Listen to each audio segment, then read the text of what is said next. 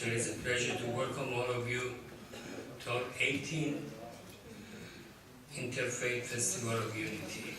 So, when we started, I think that there were only a few of us in the city of LA, and thank God it's growing. And I was invited to a few interfaith events tonight, but I decided to stay here. Okay, as usual, people are stuck in the traffic, sometimes come late, and Rabbi Beliak just texts me. He is with a patient. As soon as it finishes, he will join us. Some people come late, some people come late and want to leave early. Okay, but I'm going to call our panelists. I start with Miss Cindy McQuaid. Practiced a lot. Sorry about that.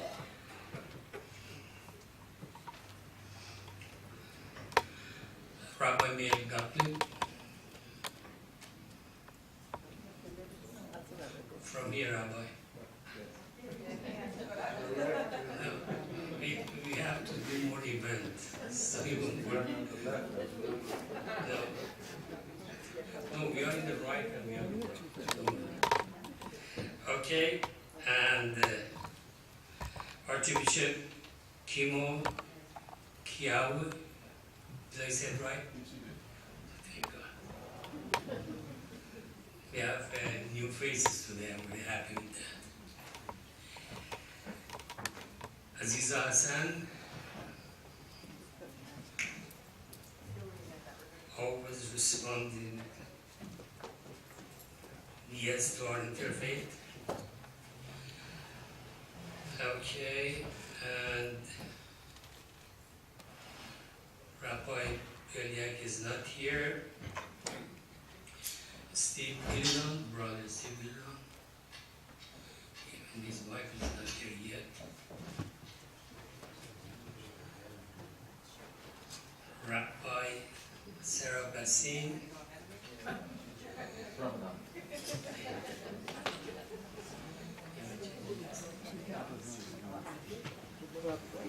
Yeah, last year she was single, now she's married. And Salam and Miriati was supposed to be here from 5 to 8, but he came at 5:35. Leaving at 6. Okay, these are all panelists.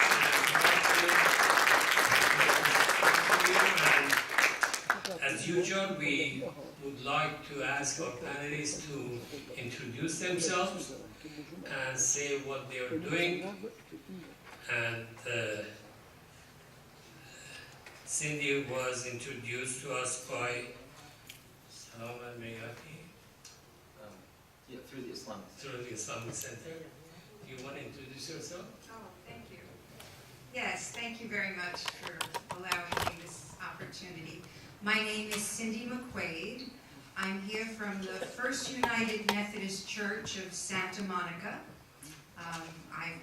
I'm a longtime congregant, member of the church, active in the community. I'm a licensed social worker, also working in the medical field.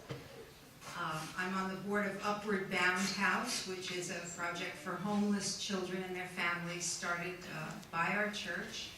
And also I participated in the Standing Together workshops, which we began at our church a number of years ago. And we now have Muslim prayer on Friday afternoons. And I try to attend those, especially when it seems to be an extra important time of need for support. So thank you for having me here today. Rabbi Gottlieb. Shalom, salam.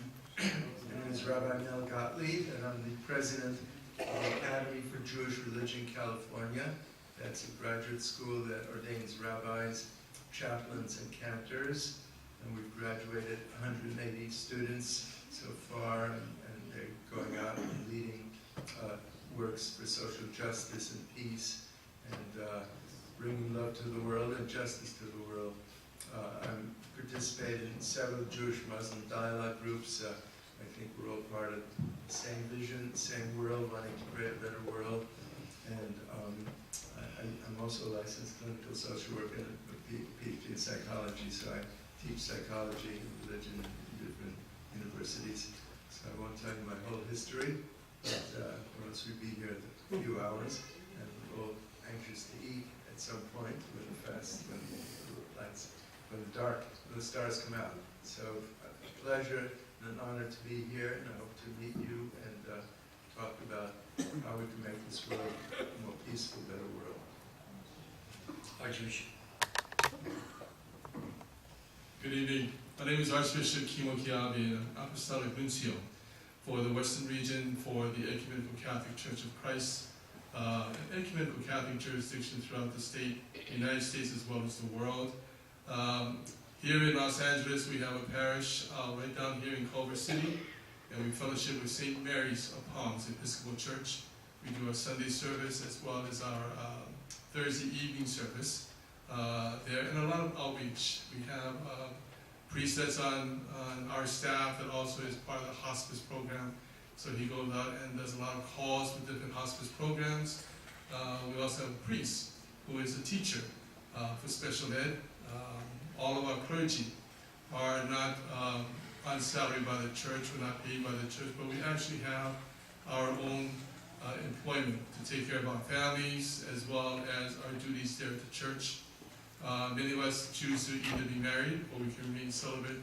And of course we welcome all women to all ranks of ordination based on their studies and discernment.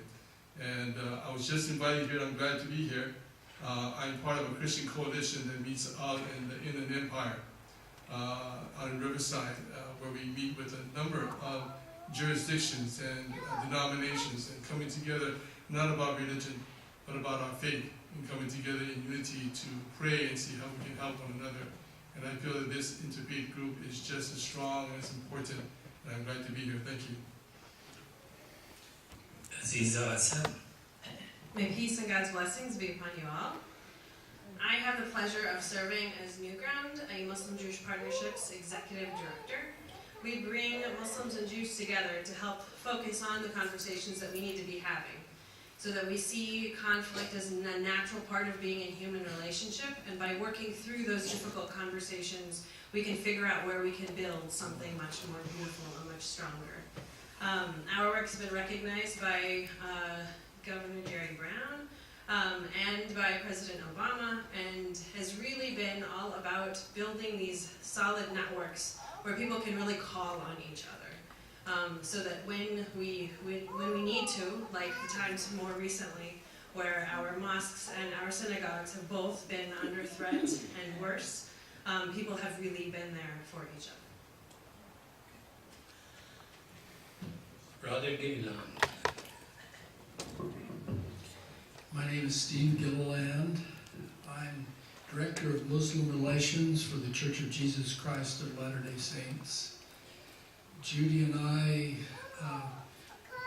about 14 years ago, were called to serve in the Muslim community, representing our church to build bridges, interfaith bridges. And Judy works with a variety of interfaith religions here in Southern California, and my focus is mainly with the Muslim people, and we have loved it ever since. That we were frightened when we were first there, went and started visiting mosques, and the Muslim people threw their arms around us, pulled us in, made us feel at home, and we're very grateful for this wonderful experience for these many years of building friendships and building bridges.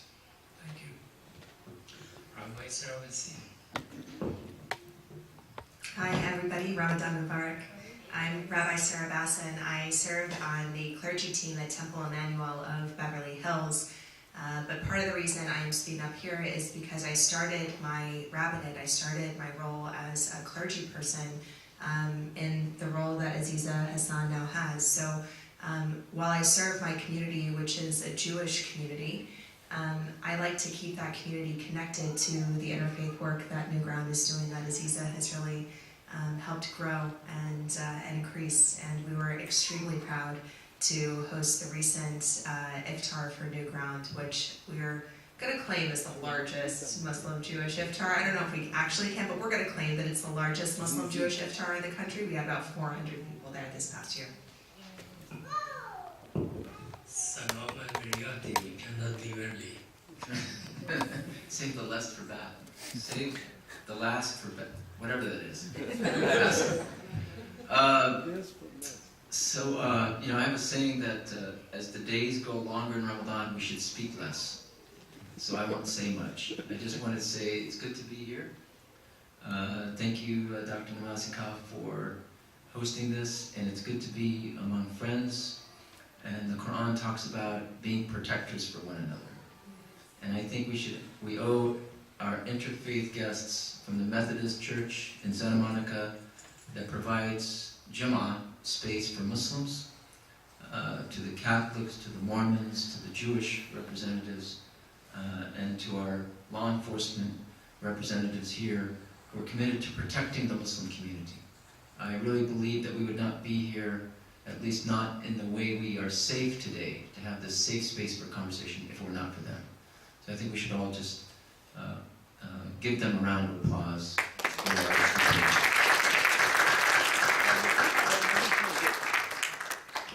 Okay, I think that I'm going to start with Salam this time, from here. I think I'm sure that what's happening these days, and everybody, I'm sure is prepared with the answer for what's going on with the terrorism and what the religious community and the interfaith organization can do about it. Because this year we had mosque, we had church, we had synagogue, everything was blown up, and also now we had the Virginia Beach. So where are the roots of these, and what should the unity or interfaith unity do about it? Well, I think that just two short answers to that obviously this deserves a whole symposium in talking about terrorism, but I think what is evident now in the last few years is that terrorism has no faith. There is no one religion that can say we have a terrorism problem. And in America and in the West in general, we have a double standard. That if a Muslim commits an act of violence, immediately you know exactly when it happens, because in the news it says suspected terrorism. So you know what the identity of the culprit is. But if it says a gunman is doing this, or an individual is doing that, then you know it's not a Muslim. And we have to get rid of the double standard on how we look at terrorism. That Charleston and Pittsburgh and San Diego and New Zealand and Sri Lanka, it doesn't matter what the faith of the culprit is. That person is committing an act of hate. There's hatred in his heart. And it comes from an ideology, a thinking, from wherever that person got it. Usually it's from the internet. So we have to deal with terrorism with one yardstick and stop saying that if it's not a Muslim, then it's an isolated incident.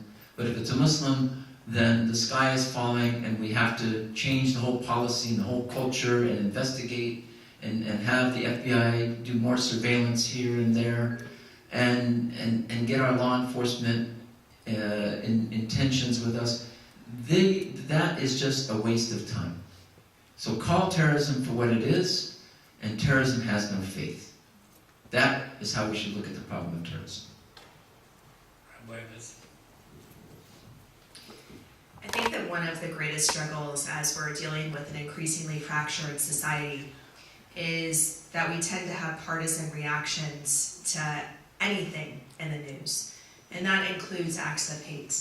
That just as Salam said, we're more likely to call something terrorism based on the identity of the person, not by virtue of the act.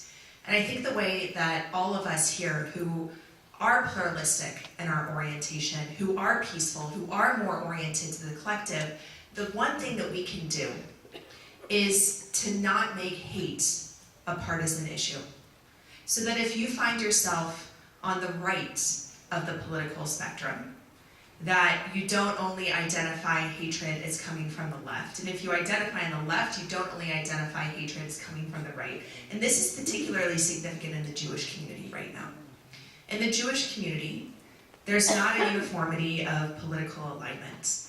And folks who are on the right will often only point to the fact that they see anti-Semitism on the left in academic spaces, on college campuses, through what they identify as anti-Semitic within the BDS movement.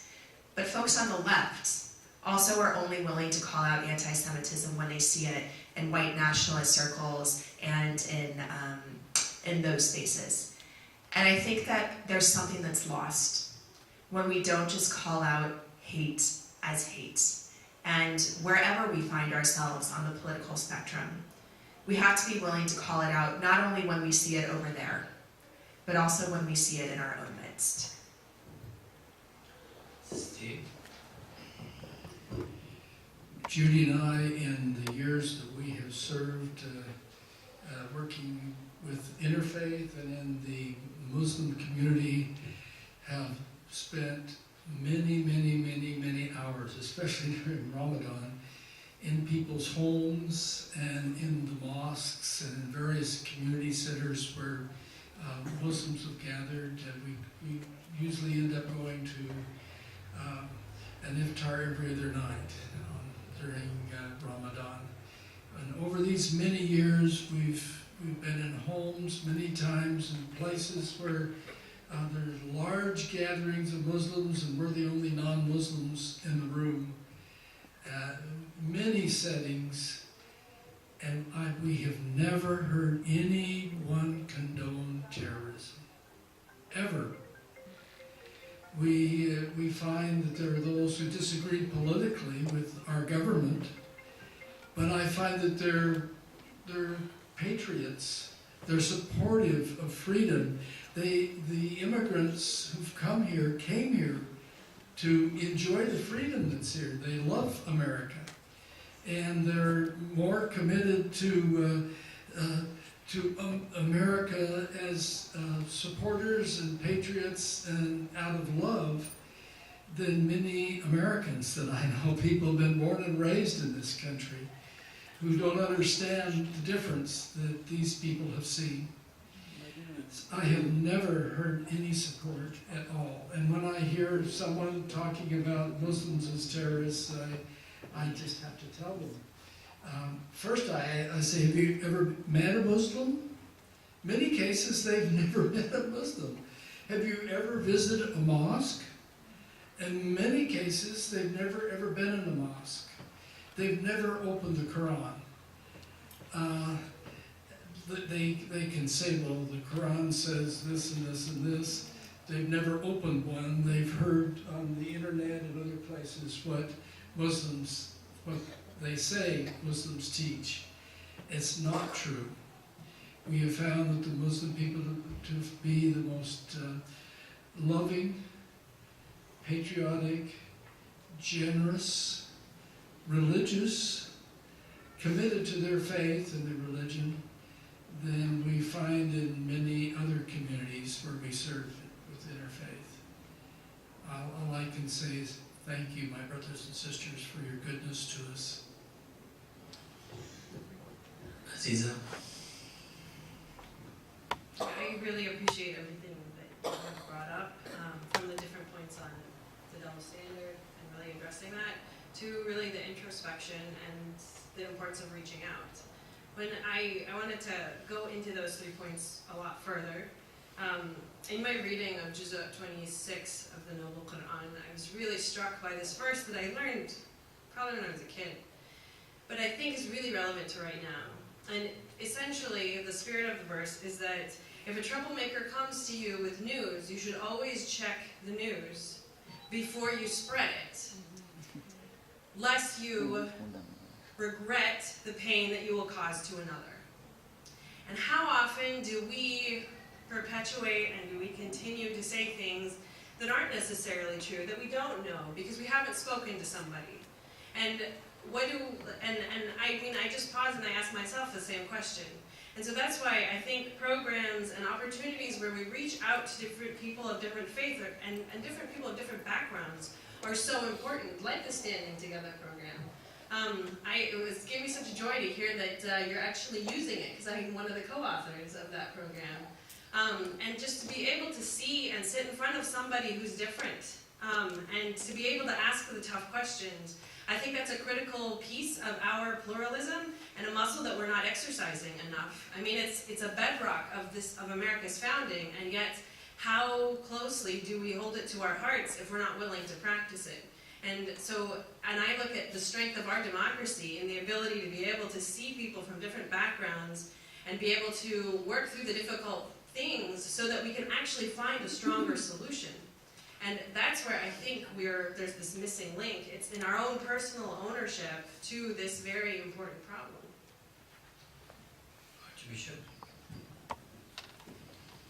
I'm not going to speak in general for the whole Catholic Church, but I can speak from the ecumenical side of the ecumenical Catholic Church.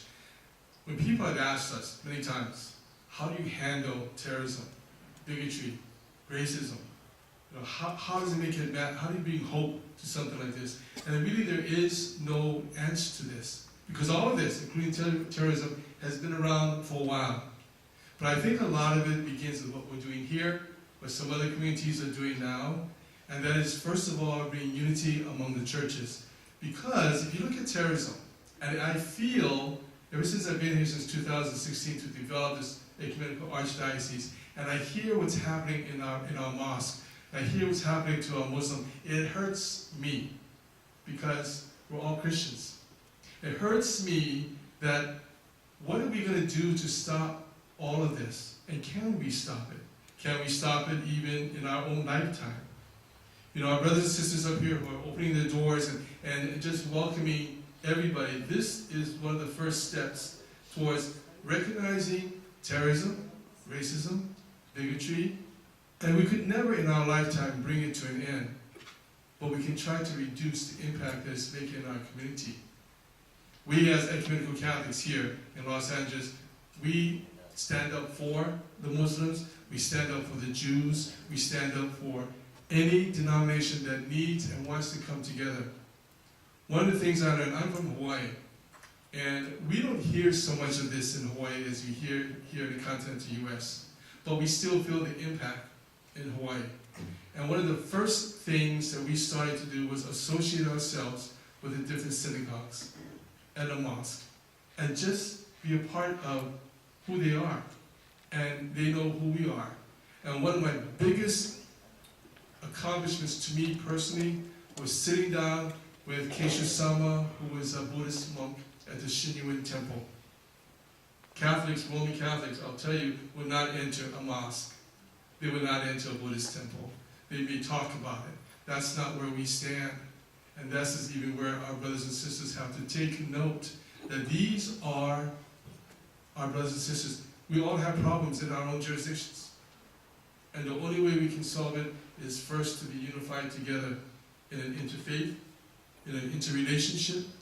You know, with the Christian coalition in Riverside, in the Inland Empire, different faiths come together. And I will tell you, the first time I attended, I was approached by a Baptist minister who said to me, "You're Catholic, what are you doing here?" And I asked him, "Well, if I may ask, what are you doing here?" And I said, "What we need to do is hang our religion out at the door. Come in here with our faith. Come in here and be there for each other in unity.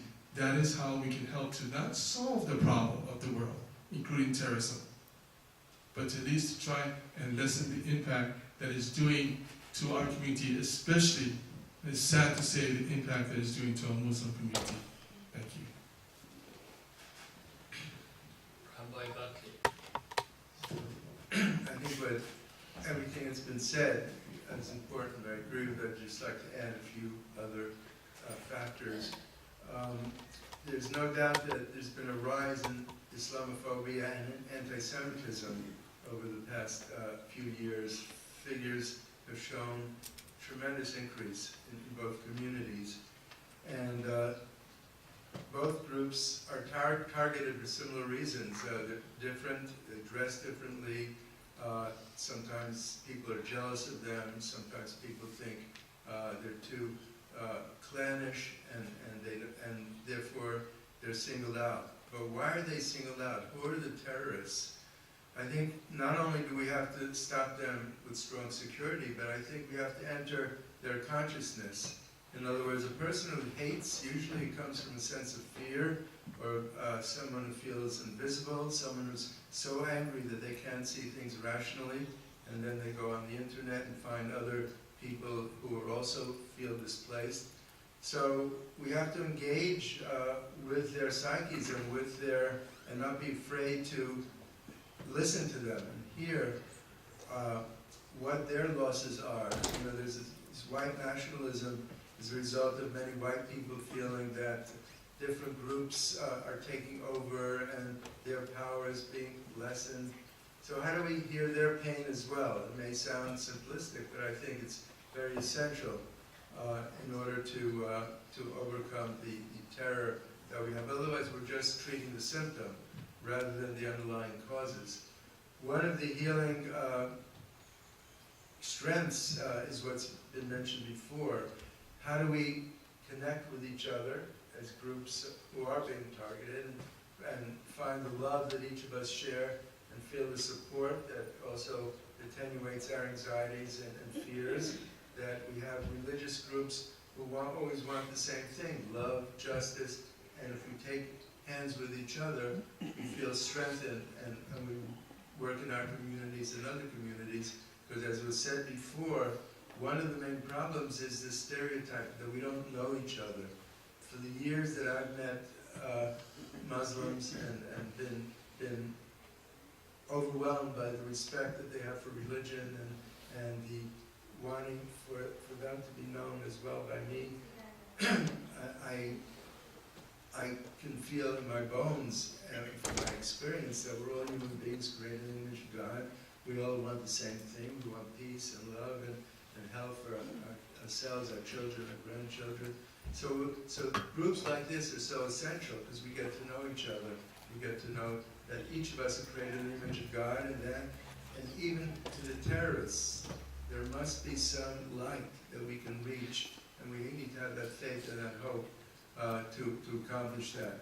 And also, what was said before really is impactful, the spreading of gossip, because we don't even know the other. We have these pictures of the other that really creates hate and slander, and in Hebrew, in the Jewish tradition, we call it lashon hara, the evil tongue that's always putting people down because of our own inadequacies. So we have to be very careful about that. To sum up, we need to examine the fears in the other, provide security that's essential, get to know us, other people, and have the faith that ultimately we're all created in the image of God, and we have to hold hands together, believe that, have that strong faith, and transform the world for the future, and we say, Amen. Thank you. Thank you for starting our Standing Together group. I just want to relate a couple of stories that happened after we began to meet as the Muslim and Christian community, and people would come and their children would play while we were in meetings. And shortly after that, we were having an Easter egg hunt at the church, and some of the kids from the Muslim community had been passing, and they knew the church, and they came and participated in the Easter egg hunt. And then shortly after that, we voted at my church, and all of a sudden I was meeting my Muslim friends from the neighborhood who voted at the church. So the doors began to open. I think we need to do more of that. I think there needs to be follow-up. We talked about that, of having dinners together and gathering together. And unfortunately, what I personally have seen happen is that I show up for the Friday prayer after there's been an incident. I want to be in solidarity. I want to be in support. But I also need to show up when there isn't a problem. We need to be there for each other in the good times as well. So We need to continue with the standing together, but we need to also find other ways to come together in celebration, in doing community action. One of the things that I know for me as I was raised, and the older I get, I think of how my mother raised us. And we could not, in the privacy of our home, make fun of other people. We couldn't